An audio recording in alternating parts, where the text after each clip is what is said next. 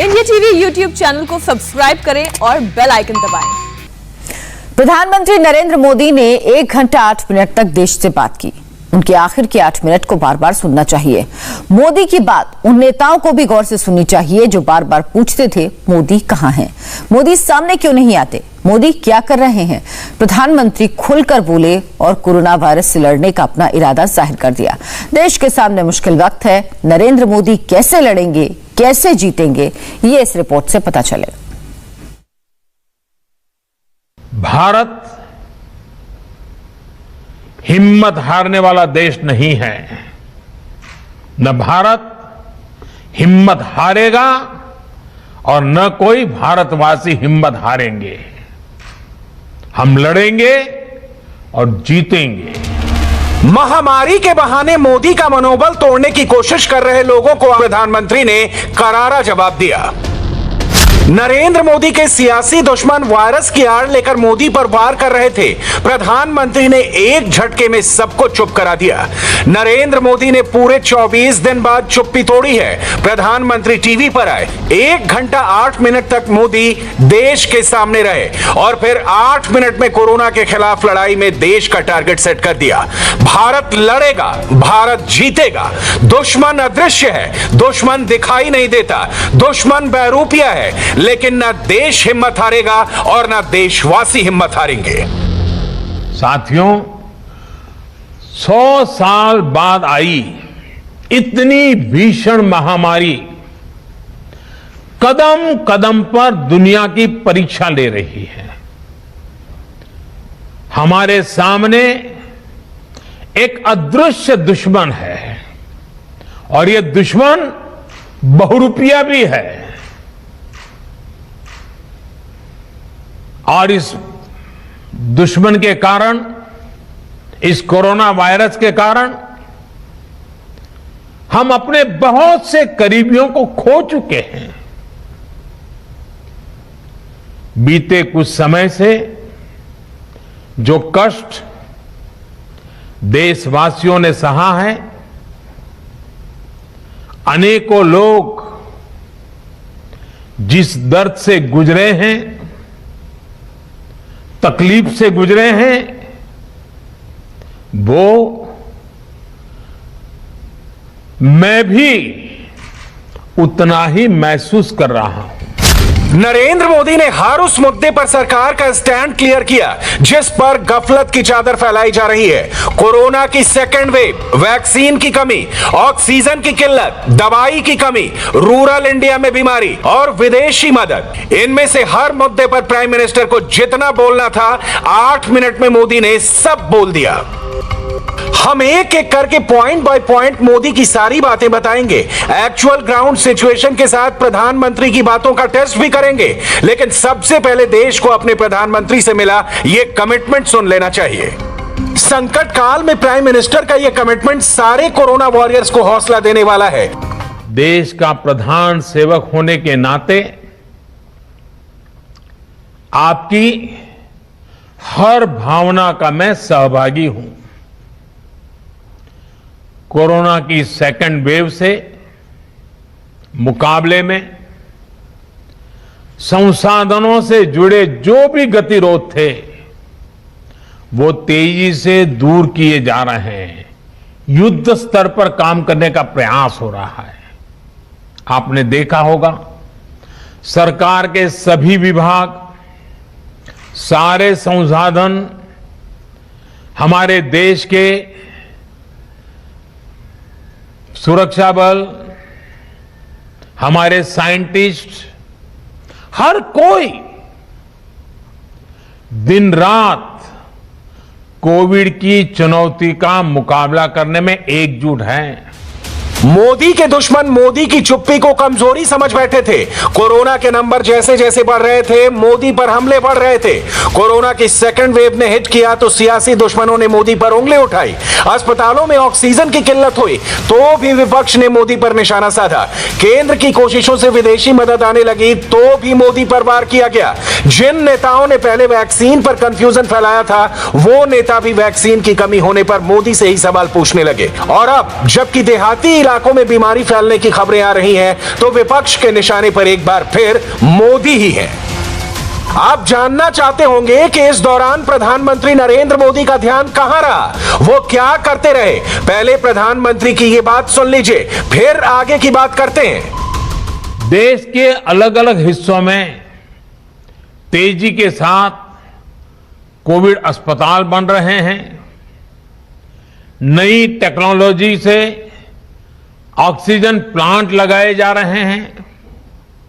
हमारी तीनों सेनाएं, वायुसेना, नेवी, आर्मी, सभी पूरी शक्ति से एक काम में जुटे हैं।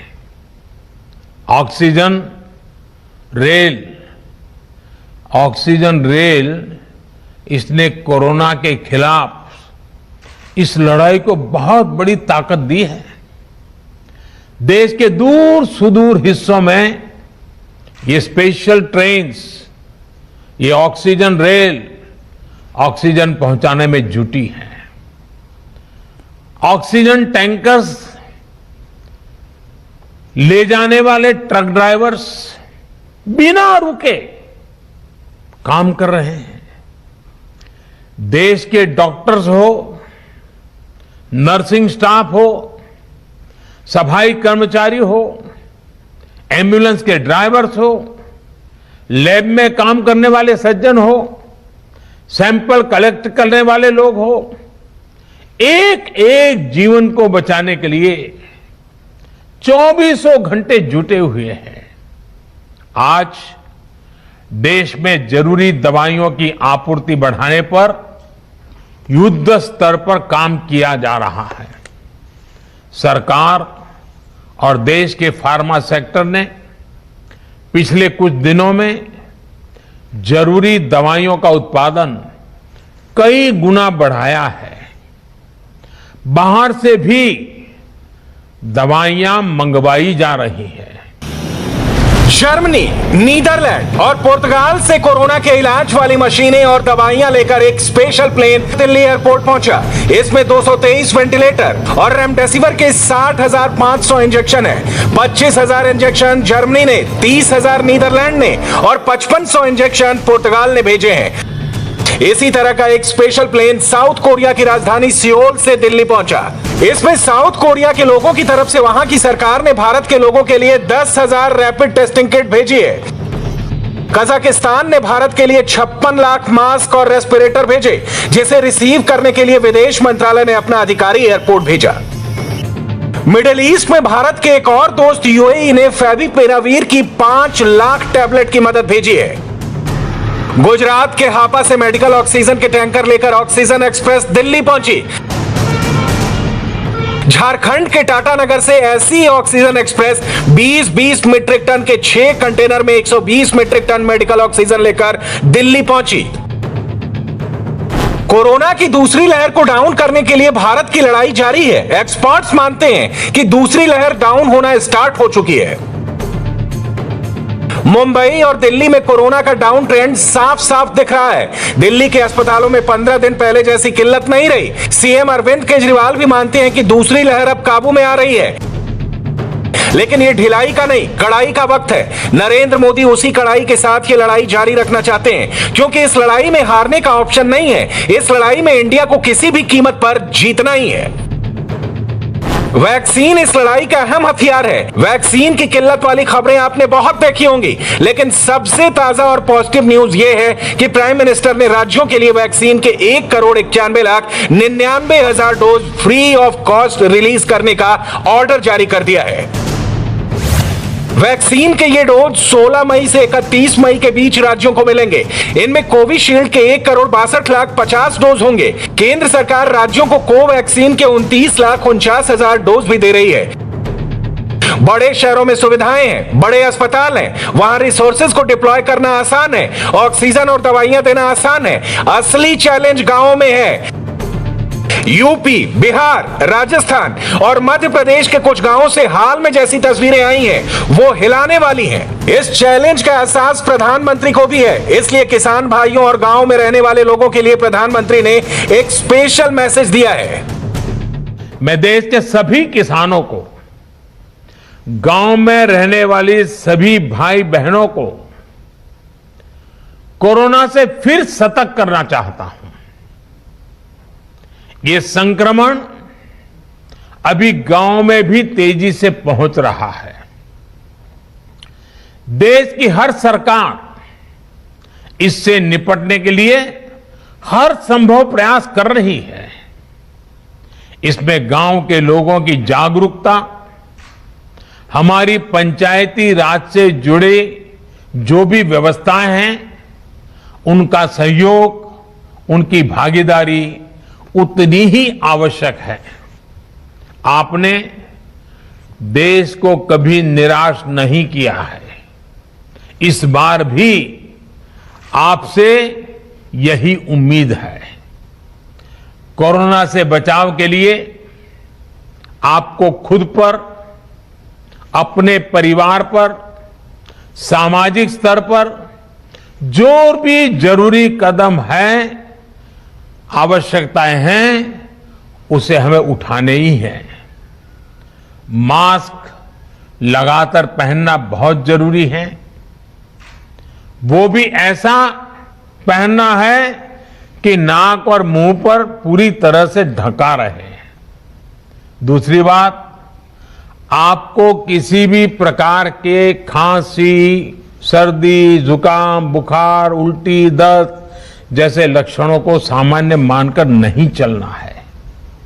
पहले तो खुद को यथासंभव दूसरों से अलग करना है, फिर जल्द से जल्द कोरोना टेस्ट करना है। नमस्ते, मैं हूं मीनाक्षी जोशी। वीडियो और खबरों से अपडेट रहने के लिए India TV YouTube channel subscribe करें, बेल आइकन दबाना ना भूलें। जुड़े रहें इंडिया टीवी के साथ।